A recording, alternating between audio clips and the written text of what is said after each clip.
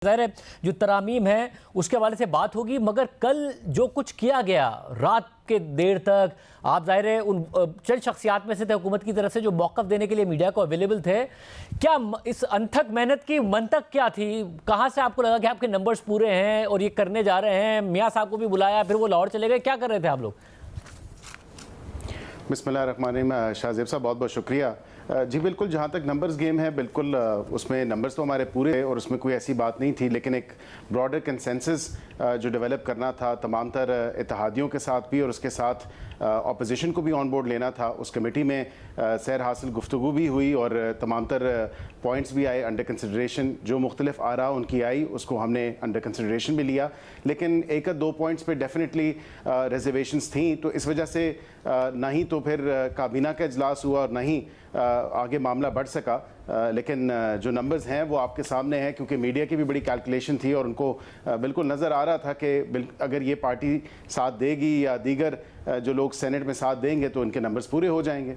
वैसे नहीं, मगर उसमें पीटीआई के कुछ लोग आपको साथ मिलाने पड़ेंगे जो आज़ाद हैं। फिर अचानक ज़ाहिर सुप्रीम कोर्ट का एलामिया भी आ गया, मगर उस पर आने से पहले आपने कहा कि कंसेंसस नहीं हो, तो पहले आमतौर पर आईनी तरामीम में पहले डिस्कशन होती है, फिर कंसेंसस होता है, फिर इजलास बुलाया जाता है और फिर तरमीम होती है। आपने इजलास बुला लिया, स्टैंड बाय पे अपने MNAs को रख लिया, सेनेटर्स को रख लिया और उसके बाद आप कंसेंसस डेवलप कर रहे थे जो नहीं हो सका। मौलाना ने कहा हमें तो दिखाया नहीं कि क्या ड्राफ्ट है। देखिए, एक वर्किंग पेपर था और कोई मुजवज़ा इन इट्स फाइनल फॉर्म या इन इट्स फाइनलिटी तो कोई अटेन नहीं कर चुका था। मैंने कल भी यही मौक़िफ़ दिया। ज़ाहिरी बात है, एक वर्किंग पेपर जब होता है उस पर मुख्तलिफ आरा आती है और कोई ऐसी बात नहीं थी कि कोई मुजवज़ा या कोई ऐसा कॉन्स्टिट्यूशन अमेंडमेंट बिल तैयार हो चुका था जिसमें चेंज नहीं हो सकता था, बिकॉज वो तो तभी पॉसिबल होता है जब कैबिनेट अप्रूवल हो, CCLC हुई हो, उसकी मीटिंग हुई हो। तो ये तमाम तर चीज़ें तो नहीं हुई थी। पहले तो हमें अपनी कमेटी में जो है वो तमाम तर सजेशन और फिजल आउट करनी थी चीज़ें डिस्कशंस के साथ और मुख्तलिफ आरात थी। हमने तो ये कहा कि एक कसीर राय से इसको मंजूर कराया जाए और कसरत राय से जब मंजूर होगा, जब ब्रॉडर कंसेंसस होगा, तो हम नहीं चाहते थे कि किसी एक पार्टी की कोई ऐसी रिजर्वेशंस हो। कॉन्स्टिट्यूशनल कोर्ट्स की बात करें, उस पर तमाम तर पार्टियां मुत्तफिक हैं, उस पर तो बिल्कुल वो कहती हैं कि जी होने चाहिए।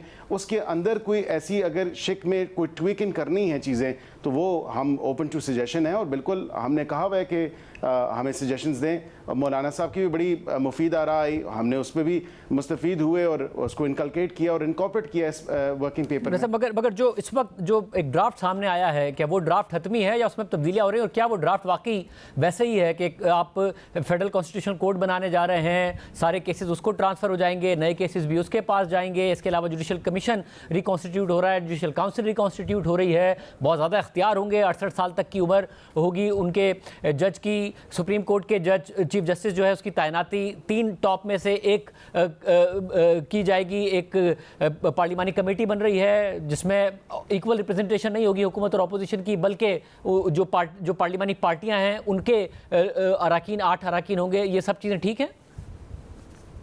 जी बिल्कुल, ओवरऑल जो एक ब्रॉडर कॉन्सेप्ट है या वो 3-4 जो ऑप्शंस मैंने कहे थे वो डेफिनेटली उसमें इसका हिस्सा ज़रूर है। जहाँ तक आप कॉन्स्टिट्यूशनल कोर्ट्स की बात कर रहे हैं, वो अभी से नहीं 2006 से और इवन के लीगल फ्रेटर्निटी की भी लॉन्ग स्टैंडिंग डिमांड रही है कि कॉन्स्टिट्यूशनल कोर्ट्स होने चाहिए। इवन लीगल फ्रेटर्निटी भी अगर कहती है, तमाम तर पोलिटिकल पार्टीज़ भी कहती हैं कि जो फिलवक़्त के आदाद शुमार हैं, अदालतों में पेंडेंसी है केसेस की, उसके अलावा हर दूसरे केस में एक कॉन्स्टिट्यूशनल इंटरप्रिटेशन का केस है। तो ज़ाहिरी बात है, अगर आम पाकिस्तानी शहरी को इंसाफ नहीं मिल सकेगा या उसकी जो इंसाफ मिलने का टाइम है वो बहुत ज़्यादा हो जाएगा। और ज़ाहिरी बात है, ये तमाम तर फैक्टर्स हैं, इसको भी मगर बैरिस्टर साहब, आप पाकिस्तानी की देखिए, सुप्रीम कोर्ट में कोई 52-53 हज़ार केसेस की पेंडेंसी है, 55 हज़ार पर चली गई थी, मगर जो लोअर कोर्ट्स हैं, नीचे की अदालतें हैं, उसमें तकरीबन 22 लाख केसेस की पेंडेंसी है। तो उसके बारे में तो आप कुछ नहीं कर रहे, इतना बड़ा मुसविदा ला रहे हैं, उसमें हाई कोर्ट्स के जजेस ट्रांसफ़र किए जा सकते हैं, सुप्रीम कोर्ट के चीफ जस्टिस की तैनाती, फिर एक फेडरल कॉन्स्टिट्यूशनल कोर्ट जिसके पास बहुत सारे इख्तियारात, जिसके जजेस होंगे जुडिशल कमीशन में भी। तो आपका पेंडेंसी पर फोकस है या किसी और चीज़ पर फोकस है? जी बिल्कुल, पेंडेंसी पे फोकस है और आज on the floor of the house law minister साहब ने भी कहा, बिकॉज मैं बड़ा क्लोजली इस चीज़ पे भी काम कर रहा हूँ कि जो हमारे CRPC में जो चेंजेस लानी है प्रोसीजर के हवाले से, और उसमें उन्होंने कहा कि जज की 1 साल के दौरानिए के अंदर उसको ट्रायल कंक्लूड करना होगा, नहीं अगर वो करेगा तो उसके ऑब्वियसली रिप्रिकॉशंस भी होंगे। ये तमाम तर चीज़ें हैं जो हम CRPC में भी, जो क्रिमिनल प्रोसीजर कोड है उसमें भी बेहतरी ला रहे हैं, और 90 से ज़्यादा अमेंडमेंट्स हैं उसमें, और वो भी पेश होगी, but that's not through a constitutional amendment, वो तो एक एक्ट ऑफ पार्लियामेंट के थ्रू वो तमाम तर चीज़ आएगी। लेकिन जो एक चीज़ ये भी आपको बताऊं कि हमें एज पार्लियामेंटेरियंस हमारा अभी जो रोल है वो एक रबर स्टैम्प के तौर पे है। हमें बिल्कुल हमारी कोई मीनिंगफुल इनपुट या कोई पर्पसफुल इनपुट नहीं होती। आपको याद है 19वीं तरमीम हुई तो किस तरह वो हमसे जो पावर्स थी, क्योंकि दुनिया पूरी में आप देखें, इवन अमेरिका की मिसाल ले लें, वहाँ पे बिल्कुल थ्रू एग्जीक्यूटिव जो है नॉमिनेशन तो हो जाती है, लेकिन उसकी कॉन्फर्मेशन या बाकी तमाम तर चीज़ें जो होती हैं वो कांग्रेचुनल हियरिंग्स में होती हैं। तो हमारा फिर यहाँ 19वीं तरमीम में तो खुद 19वीं तरमीम में तो खुद नून लीग का बड़ा किरदार है, जब क्योंकि ज़ाहिर आप इफ्तिखार चौधरी के बहुत ज़्यादा करीब थे, मगर ये अगर ये सारे काम हो रहे हैं तो इसमें हाई कोर्ट्स के जजेस की ट्रांसफर का मामला, जब आप कहते हैं पार्लियामेंट रबर स्टैम्प हो गई है, और ये बात एतराज़ आपका गलत नहीं है कि जो जुडिशल ओवर रीच है उसने इस मुल्क को बहुत नुकसान पहुंचाया, उनके फैसलों ने भी, उनकी मुदाखलत ने भी, पार्लियामेंट की सुप्रीमेसी को उन्होंने बार बार चैलेंज किया। बट इसका यह मतलब तो नहीं है ना कि आप आला अदलिया को रबर स्टैम्प बना दें पार्लियामेंट को या हुकूमत को स्ट्रांग बनाने के लिए। आप तो ऐसा लग रहा है आला अदलिया को रबर स्टैम्प बनाने जा रहे हैं। नहीं, कतई नहीं। देखें, कॉन्स्टिट्यूशनल कोर्ट्स का जो कॉन्सेप्ट है वो बिल्कुल एक सुप्रीम कोर्ट का, दुनिया पूरी में कॉन्स्टिट्यूशनल कोर्ट्स काम करते हैं, दुनिया पूरी में कॉन्स्टिट्यूशनल कोर्ट्स जो हैं वो एग्जिस्ट करते हैं। ये हम कोई अनोखा काम नहीं करने जा रहे।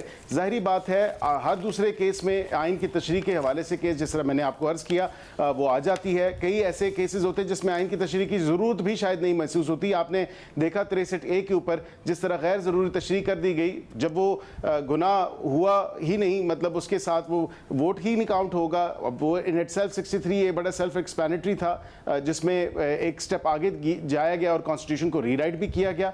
तो ये ऐसी मिसालें हैं जो जुडिशल एक्टिविज्म में भी देखने को मिलती हैं कि ओवरली एंथुजियास्टिक जुडिशल एक्टिविज्म है, जिसने इस मुल्क के न सिर्फ आइन के साथ बल्कि इस पूरे निज़ाम के ऊपर जो है बड़ा असरअंदाज हो रहा है। तो जाहिर बात है हमें भी सिर्फ जुडिशरी का बट पार्लियामेंट की सुप्रीमेसी, जुडिशल एक्टिविज्म, मगर आप इलेक्शन कमीशन से मुतालिक आर्टिकल 215 में भी आम तजवीज़ कर रहे हैं कि चीफ इलेक्शन कमिश्नर या इलेक्शन कमीशन के अरकान की मियाद पूरी होने के बाद भी नए शख्स के ओहदे पर आने तक वो काम करते रहेंगे। उन्हें कौमी असेंबली और सेनेट से एक करारदाद मंजूर करवाकर दोबारा उसी मुद्दत के लिए तैनात किया जा सकता है। ये मौजूदा चीफ इलेक्शन कमिश्नर को, इलेक्शन कमीशन को नवाजने के लिए है। इसका क्या ताल्लुक है अदलिया से? नहीं, कतई नहीं, बिल्कुल नहीं। एक कंसिस्टेंसी है और एक कॉन्टिन्यूटी है, ताकि कम से कम जब तक नया बंदा अपॉइंट नहीं होता और अगर इलेक्शन सर पे आ जाते हैं ऑब्वियसली, तो फिर ये ना हो कि एक कॉन्टिन्यूटी को तोड़ा जाए और ये पोजीशन ही वेकेंट हो उस टाइम। ये देखिए, ये आगे देखने वाली चीज़ें हैं कि सिर्फ हम ये अगर कहा जाए या ये एलिगेशन हमारे पे लगाई जाए कि ये सिर्फ हम अभी के लिए कर रहे हैं, तो ये कतन एक करारदाद आप नहीं, आप अभी के लिए इसलिए कर रहे हैं कि आप करारदाद का कह रहे हैं। करारदाद का मतलब है मेजॉरिटी से, मेजॉरिटी का मतलब है हुकूमत, क्योंकि मेजॉरिटी आपके पास है, ऑपोजिशन नहीं है इसमें। जी बिल्कुल, देखिए अगर नंबर्स हैं तो डेफिनेटली बाय सिंपल मेजॉरिटी हम कर सकते हैं। हमारी अकल समझ सोच के मुताबिक हम तो अच्छी ही तजवीज़ ला रहे हैं, कोई बुरी चीज़ तो ला नहीं रहे। और अगर इस पर कोई बोन ऑफ कंटेंशन है किसी अपोजिशन जमात की तरफ से और वो कहते हैं कि इसको कंसिडर ना करें, तो ये हम कंसिडर कर सकते हैं कि इसको निकाल दें। मगर आपकी जो आपकी अपनी इंटेंट है, मगर जो आपकी अपनी इंटेंट है और नियत है, ये जो इलेक्शन कमीशन है, they had one job, election कराने थे, ट्रांसपेरेंट नहीं करा पाए, और आप ऐसा लग रहा है कि उन्हीं को तौसीह देना चाहते हैं सिंपल मेजॉरिटी से। नहीं, कतई नहीं, ये बड़ा गलत एक तासुर है कि हम उनको तौसीह देना चाहते हैं। अभी तो ये कोई ना टेबल हुआ है ना इसकी फाइनलिटी अटेन हुई है। शाहजेब साहब, अगर देखें हमारे इत्तेहादी भी हैं, वो भी ऑब्वियसली इस पे आरा रख रहे हैं, हाँ अपोजिशन के मेंबर्स हैं। अगर कोई ऐसी बात आती है, हम तो सबको साथ मिला के चलना चाहते हैं। हम कहते हैं एक ब्रॉडर कंसेंसस बिल्ड किया जाए, एक कसरे राय से जो है इसको पास करवाया जाए, ताकि कल को कोई जमात इस पे कोई क्वेश्चन ना कर सके, बिकॉज कॉन्स्टिट्यूशनल अमेंडमेंट है। ये कोई सिंपल बिल नहीं है या कोई लॉ नहीं है जो सिंपल मेजॉरिटी से पास होना है। तो ये जो ड्राफ्ट है मौजूदा, इसमें बहुत सारी तब्दीलियों के लिए आप तैयार हैं ताकि कंसेंसस डेवलप हो? जी एब्सोल्युटली, बिल्कुल, and we are going with an open mind, और बिल्कुल हम एक अच्छी साफ नीयत के साथ, एक अच्छे जहन के साथ, एक ओपन माइंड के साथ हम तो चाहते हैं कि इसमें हमारे साथ तमाम तर जो है पॉलिटिकल पार्टीज अलाइन हो, जो आयल के उस तरफ भी हैं, आयल के इस तरफ भी हैं, ताकि इसको एक अच्छी शक्ल दी जाए, क्योंकि ये पाकिस्तान की आवाम के मफाद में होना चाहिए, ना कि किसी सियासी जमात के मफाद में होना चाहिए। अगर आप ये चाहते थे तो ये कल रात 1 बजे तक क्या हो रहा था? इससे पहले होना चाहिए था ना। ये अभी से नहीं चल रही, अभी से नहीं चल रही, ये काफ़ी टाइम से चल रही हैं, और इवन के ऑपोजिशन को भी हम काफ़ी टाइम से इन कांटेक्ट हैं। मतलब स्पेसिफिकली अगर सुन्नी इत्तेहाद काउंसिल या पीटीआई की बात करूं तो उनका तो नहीं कहा जा सकता, लेकिन दीगर जो ऑपोजिशन जमातें वक्तन फवक्तन उनसे भी गाए बगाए इस पे बात हुई है। ये कोई ओवरनाइट कोई आसमानी सहीफ़ा नहीं था कि वो नाजिल हो गया जो कि हमने पेश कर दिया। अगेन मैं यही कहूँगा कि उससे पहले उसके प्री रिक्विजिट्स हैं। उसके प्री रिक्विजिट सबसे पहला ये था कि ये यहाँ से फाइनलाइज होता, इधर कोई हतमी शक्ल इख्तियार करता ये वर्किंग पेपर, तो फिर हमें इसको CCLC में लेके जाना पड़ता, कैबिनेट अप्रूवल होता, उसके बाद ये जाके कहीं पेश होता। तो क्या पीटीआई के साथ ही मुसविदा शेयर हुआ था? वो कहते हमने देखा ही नहीं। क्या पीटीआई के साथ ही मुसविदा शेयर हुआ? देखिए, उनको सेलिएंट फीचर्स जो हैं वो उस कमेटी में बताए गए हैं, और सबसे ज्यादा इनपुट उन्हीं की तरफ से आई है, सबसे ज्यादा सवाल और जवाब भी उस कमेटी में उन्हीं की तरफ से किए गए हैं। लेकिन फिर भी अब पीटीआई खुद कॉन्स्टिट्यूशनल कोर्ट्स पे एग्री करती है, वो कहती है कि ये मगर बैरिस्टर साहब, जब आप कहते हैं कि सबसे ज्यादा इनपुट उनकी तरफ से आई है, तो इस डॉक्यूमेंट में प्रिसाइजली कौन सा इनपुट पीटीआई का है जो आपने इनकॉर्पोरेट किया है?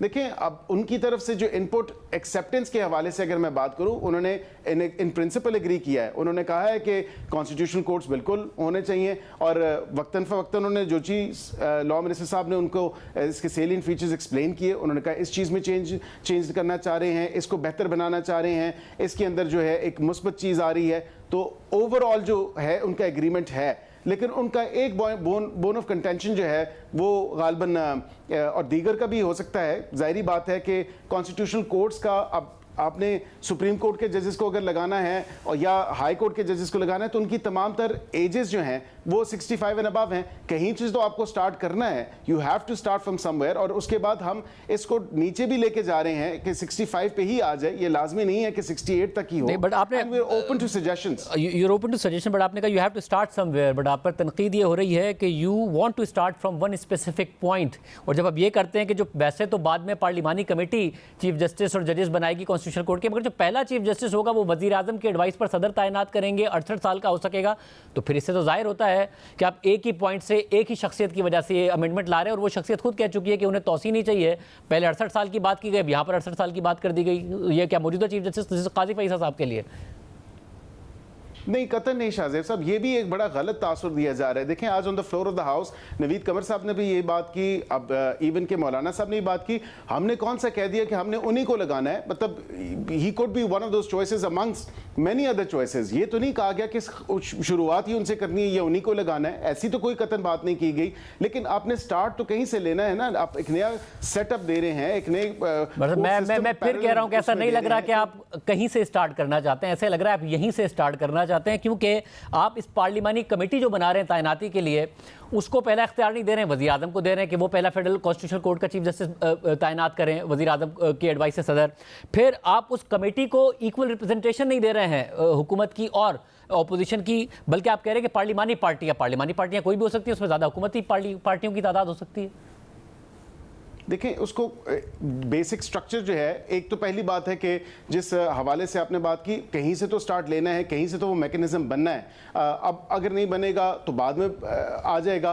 ये दूसरी जो बात आपने की कि इक्वल रिप्रेजेंटेशन के हवाले से, जाहिर बात है ऑपोजिशन में भी कई जमातें बैठी हैं, और इवन के गवर्नमेंट में भी एक एलाइज की गवर्नमेंट है। तो ये नहीं हो सकता कि मतलब बेसिक नंबर और स्ट्रक्चर वही है, उसको थोड़ा सा ट्वीक इन किया गया है कि एक रिप्रेजेंटेशन के ऊपर या परसेंटेज के ऊपर उनकी जो है रिप्रेजेंटेशन आ जाए। ये नहीं है कि दो ऑपोजिशन से लें और दो जो है आप इससे लें। बिल्कुल जाहिर बात है वो होंगे इसी तरह ही, लेकिन वो पार्टी सिस्टम जो है उसको भी मद्देनजर रखा गया है, क्योंकि मगर इसमें प्रॉब्लम है ना ज्यादातर जो है वो एक मखलूत।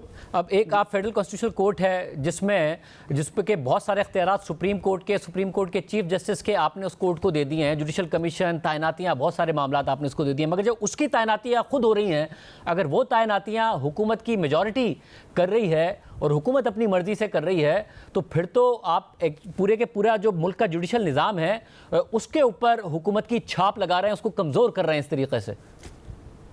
नहीं, कतई नहीं शाहज़ेब साहब, ये बड़ा एक गलत अगेन तासुर दिया जा रहा है। फिलवक़्त ये मैंने ये जिस तरह अर्ज़ किया कि ये एक वर्किंग पेपर है, ये कोई फाइनलिटी अटेन नहीं कर गया। अगर कोई एक बेहतर आरा, अगर आप कल कामयाब हो जाते तो हो जाता साइड से, मतलब अगर आप कल रात कामयाब हो जाते तो ये फाइनलिटी अटेन कर जाता, कर नहीं सका, इरादे आपके पूरे थे, अब दोबारा क्या करना है?